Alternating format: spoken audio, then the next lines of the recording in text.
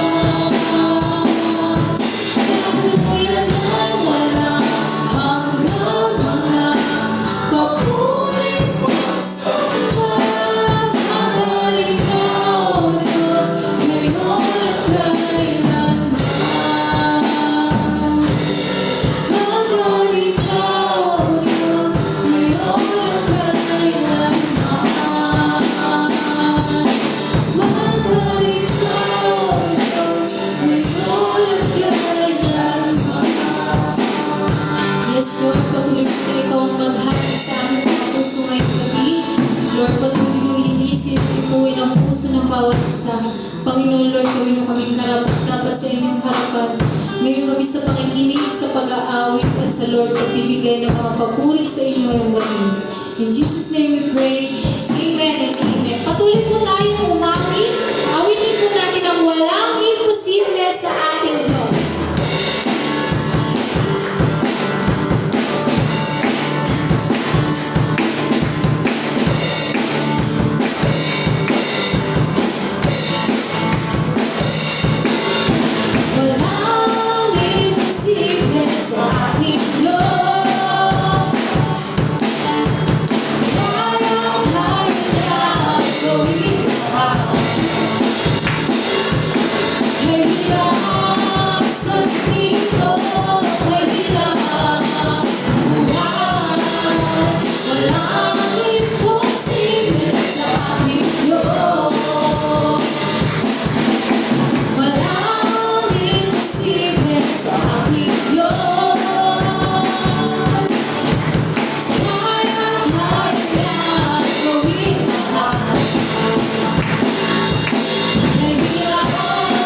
Something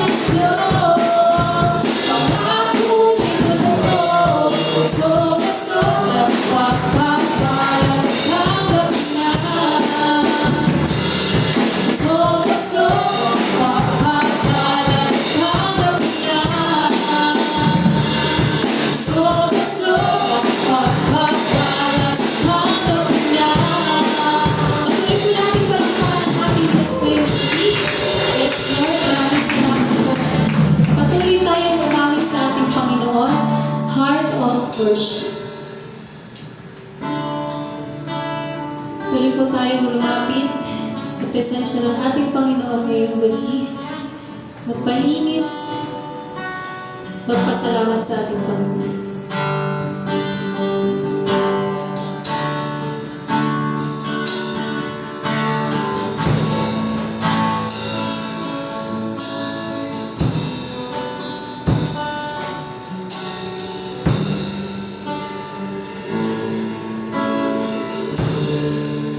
When the music fades, all is stripped away, and I simply come,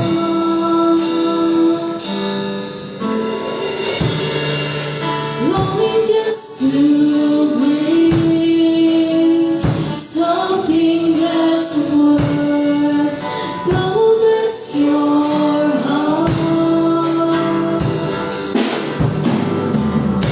I'll bring you more than a song, for a song in itself.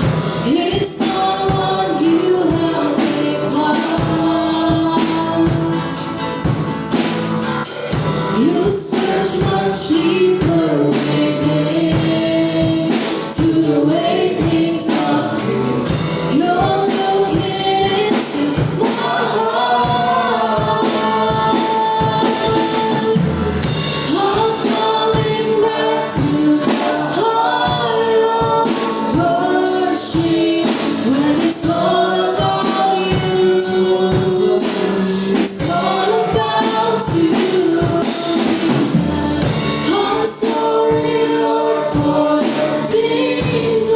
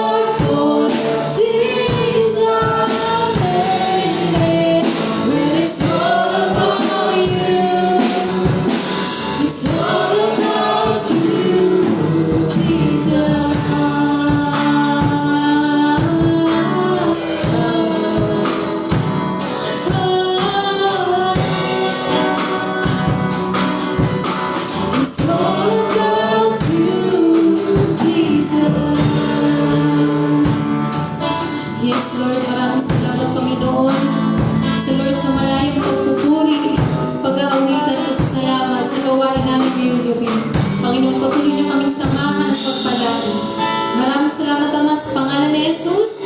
Amen and amen. Maaari na po tayo makaupo.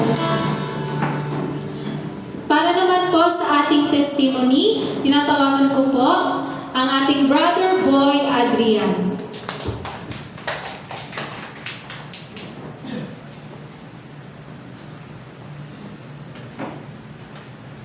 Magandang gabi po sa ating mga kapatid. Nagpapasalamat po ako sa patuloy na biyaya at gabay ng ating Panginoon Jesus sa akin, sa araw-araw, higit sa lahat, sa pagkakataon na minsan mag-isa ako magano sa kalsada, pangangalakal. Pero nandun pa rin ang protection at divine protection natin ng Diyos at higit sa lahat patuloy po siyang tinataas at patuloy po sa pinupuri at sa araw-araw ng aking buhay, nilalaas ko yung mga bagay na posible sa tao pero posible po sa Kanya. Gaya po ng awitin na walang imposible sa ating Diyos. Ilang mga salamat. Maraming salamat po. Para naman po sa ating God's message, tinatawagan ko po ang ating Lambhead, Brother John Kirch.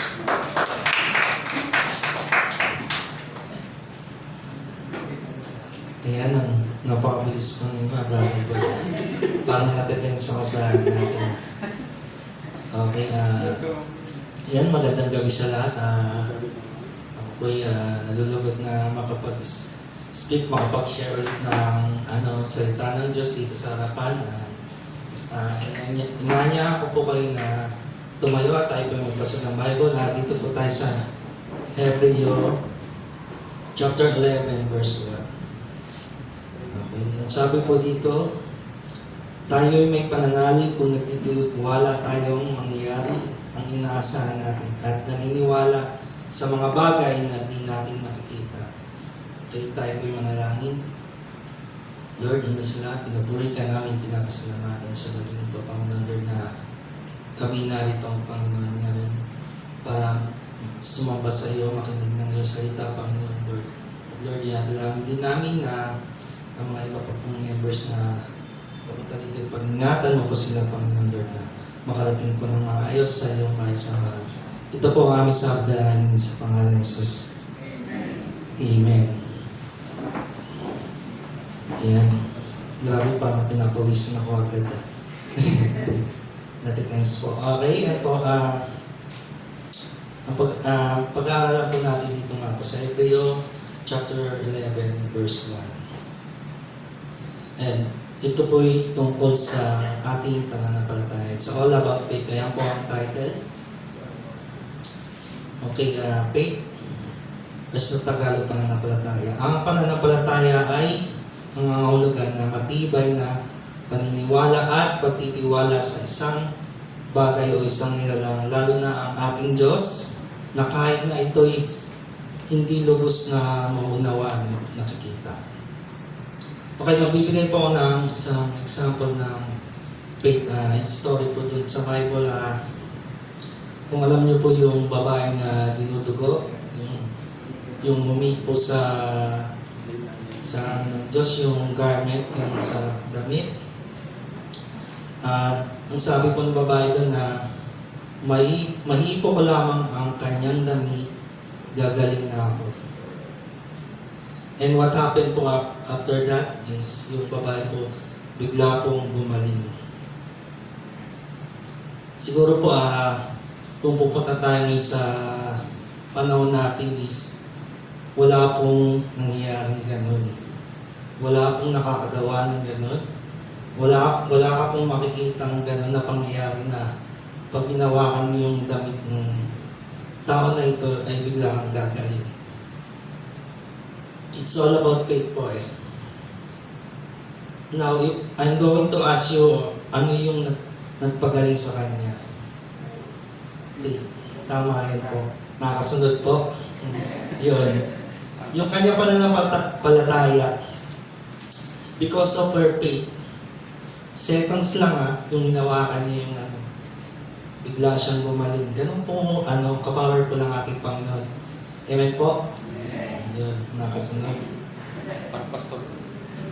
Ayun, no one in this world ang kayang magawa ng ng ginawa ng ating Panginoon na kahit na yung mga advanced technology natin ngayon, high-tech, hindi po kayang gawin yun kung ano ang kayang gawin natin Panginoon. Kaya, mas na ba ako? Okay. Ayun, pagkatapos po nung after nung hinawakan ng babae yung damit na ating Panginoong Yesus, ano po sabi sa kanya ng ating Panginoon? Anak, pinagaling ka ng iyong pananampalataya. So, it talks about faith. Kaya, ganun kahalaga kung yung pananampalataya natin bilang isang Kristiyano. Umuwi ka na at ipanatag mo ang iyong kalooban. Ikaw ay magaling na. Ayan, pinapakita po dyan na kung gano'ng ka-powerful ang ating Panginoon. Hindi lang po siya yung nagpaprotect sa atin. Hindi na siya nagpaprovide. Kumbaga, our Creator of the universe is also our healer. Amen po? Amen. Okay? Kaya, dear brothers and sisters, napakahalaga po ng ating pananampalataya. Hindi po pwedeng ito'y alam lang natin.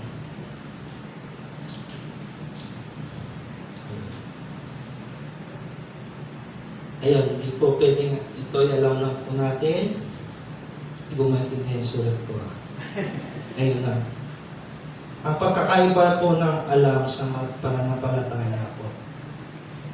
Ito po, ang alam po is kaalaman, bumabase ito sa ebidensya, karanasan o nakita.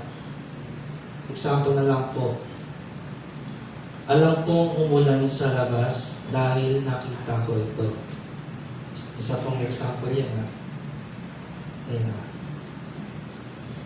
Ibig sabihin nakita niya yung ulan. So, kaya alam niya po yun ha.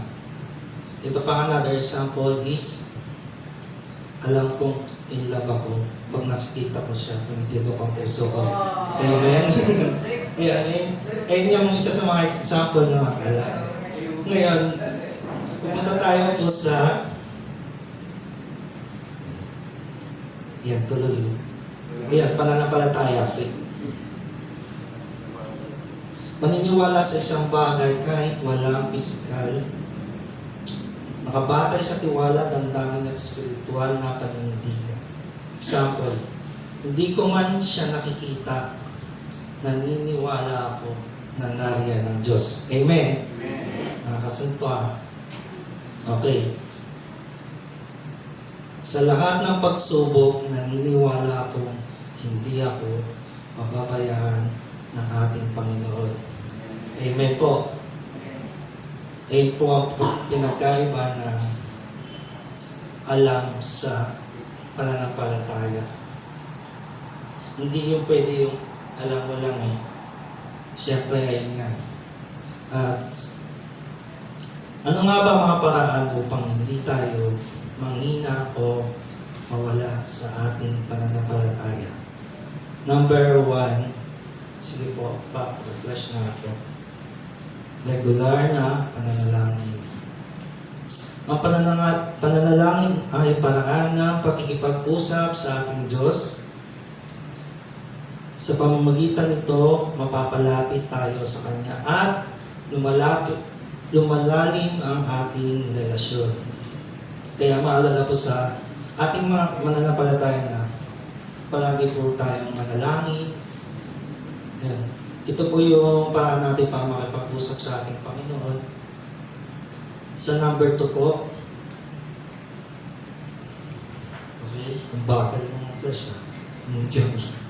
Ayan, pagbabasa ng Bible or Biblia.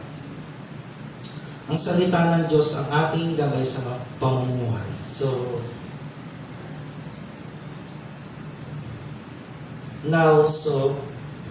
makita po natin sa pagbabasa ng Bible, ano po ba yung makukuha natin sa pagbabasa ng Bible? Magkakapera po ba tayo dyan? Yayaman po ba tayo dyan? Ayun. Magbibigay pa sa atin ng pera? Mahalaga po ang pagbabasa ng Bible. Iba po ang kayamanan natin dyan. Pera, mga bagay na ano, dito lang po yan. Hindi po natin yung madadala sa langit. Pero yung kayamanan natin sa itaas, yun po yung ano, maganda po. Okay?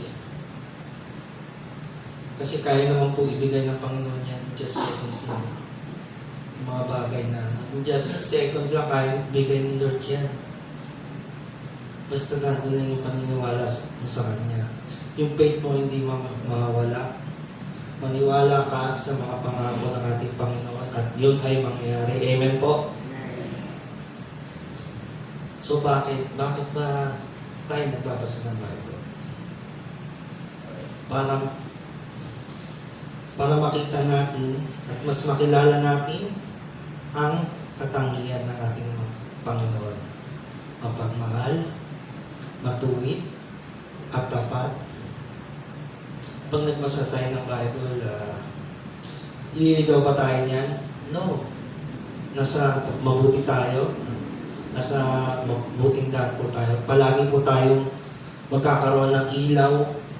Pag tayo po'y lumalakad sa dilim, magkakaroon tayo ng liwanag kasi always kasama natin ng Diyos. Amen po? Amen. So, pangatlo po, yan, pakikibahagi sa gawain sa simbahan. Okay? Makilaw po tayo sa Bible study, cell group, or sa mga mission ng ating simbahan upang mapanatili ang ugnayan sa kapwa natin magpananampalataya. Mahalaga po yun. Tayo makilahok sa mga gawain. Ito po para yung ugnayan natin sa kapwa natin pananampalataya ay hindi po tayo mapalayo. Okay, number 4. Pagkilala sa presensya ng Diyos sa araw. Okay, maglaan po tayo ng panahon upang magtilay sa mga biyaya ng Diyos. Maliit man ito or malaki. Always tayo magpasalamat. Na even na kahit na dumaan man tayo sa pagsubok, always pa rin tayo magpasalamat. Kasi bakit? Hindi naman tayo bibigyan ng Diyos ng mga pagsubok na dadaanan natin na hindi natin kakayanin. Amen po?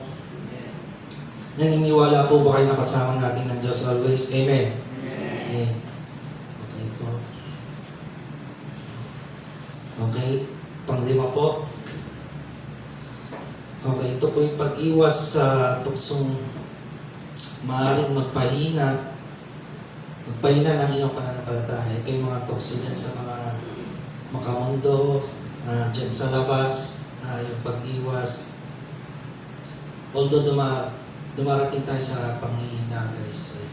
Pero ayun nga po. Siyempre, always isipin natin ang Panginoon, mag-pray po tayo at ito po yung magbibigay sa atin ng kalakasan. Kilalanin natin ang mga bagay, bisyo, or mga tao sa paligid kasi minsan sa paligid natin yung tao dapat hindi tayo yung nakakay ng mga tao sa makamundong dapat sila yung nakakay natin. Amen po? Tandaan po natin na ang pananampalataya ay sobrang halaga nito sa atin bilang isang Kristiyano. Hindi po tayo maliligtas ng paggawa natin ng mabuti na kahit mabigay ka na sa damakmak na pera dyan sa kung sino-sinong tao, hindi po tayo maliligtas nun. Ito na yung ito na yung susi natin sa langit yung ating pananampalataya.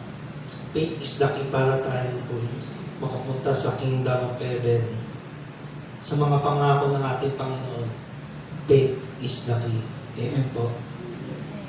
Okay, nandiyan po na tayo po yumuko at sandali manalangin. Lord, na nasa lahat, Panginoon Lord, kami po nagpapasalamat, Panginoon Lord, sa iyong mga salita, Panginoon Lord, na ibinigay mo sa amin, intindi mo sa amin, Panginoon Lord, na ito yung mga matutunan namin, Panginoon Lord, hindi mawala ang aming pananampalataya, Panginoon Lord, na kami dumating man sa mga pagsubok na matitindi, Panginoon Lord, na Panginoon, bigyan mo po kaming kalakasan, Panginoon Lord. At ito po ang aming salamat sa pangalan ni Jesus. Amen. Amen.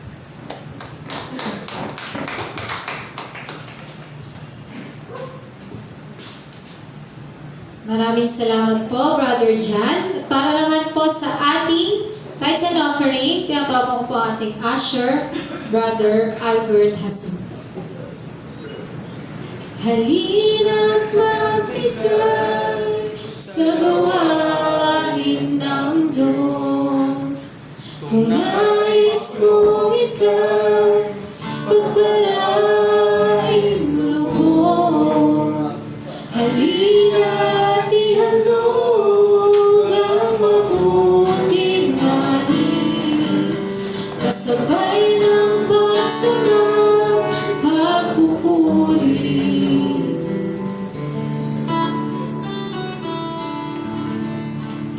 Pag-pray po natin yung mga ito. Lord, maraming salamat po, Panginoon, sa mga handog po ng inyong mga anak.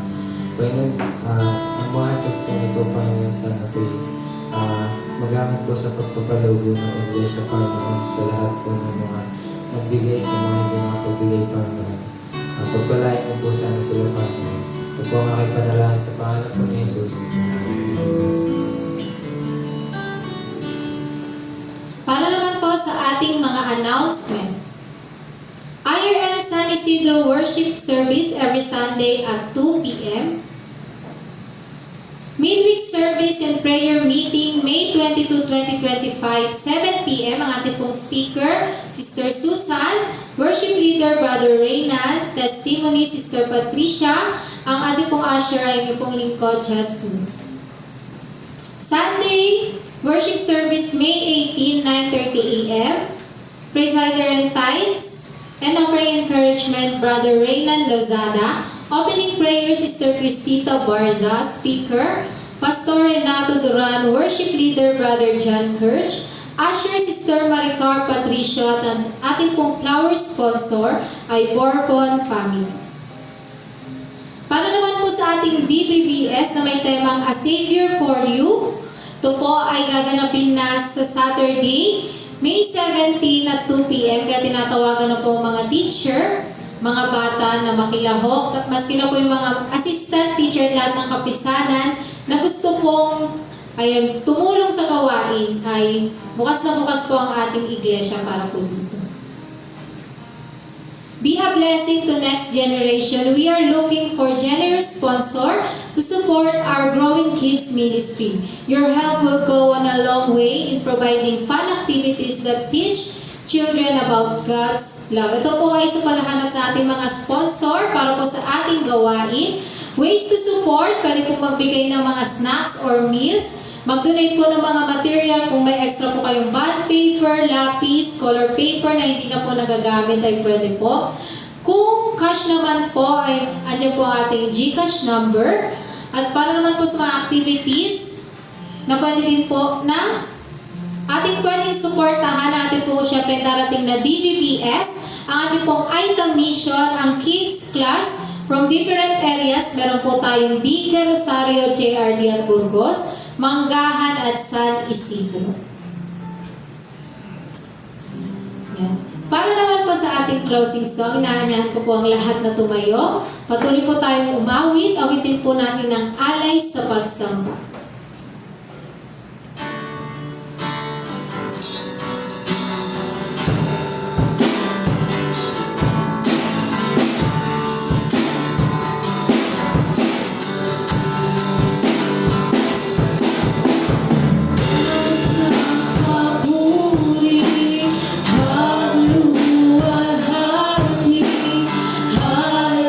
Sa'yo, oh, oh.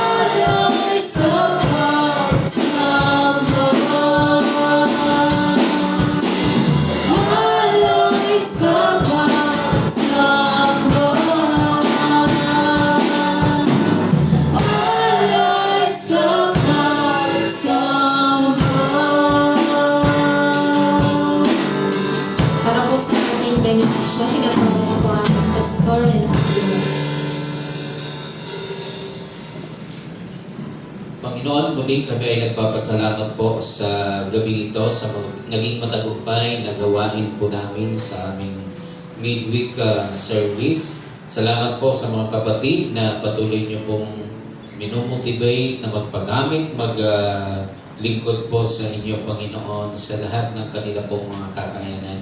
Salamat din po sa mga kapatid, Panginoon, na nakadalo sa gabi ito. At patuloy po namin dalangin ang aming mga kapatid na hindi po nakadalo. Patuloy ugad na kayo ang kumilos sa kanilang buhay at sa susunod na pagkakataon ay makasama po namin sila.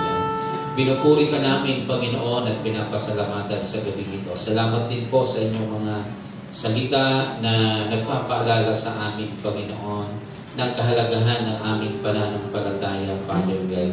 Patuloy niyo, Lord, na palaguin ang aming pananampalataya from glory to glory, Father God. Salamat po, Panginoon, at sa amin pong pagsamantalang paghihiwalay, dalayan ko, Ama, na mabaon ng bawat isa ang kagalakan, kapayapaan at pag-ibig. At ito'y patuloy na maghari sa aming buhay at sa aming mga tahanan. Taas po natin ang ating mga kamay sa Panginoon, sa Kanya na makakapag-ingat sa inyo upang hindi kayo magkasala at makakapagharap sa Diyos ng walang kapintasan at ng may malaking kagalakan. Sa ating Diyos nating tagapagligtas sa pamamagitan ni Jesucristo ang Panginoon natin. Sa Kanyang kapurihan, karangalan mula pa ng una, ngayon at magpakailan pa man. Ang lahat ng nagmamahal sa Diyos, magsabi ng Amen. Amen. Pagpalain po kayo ng Diyos, mga kapatid. God bless you. God bless you.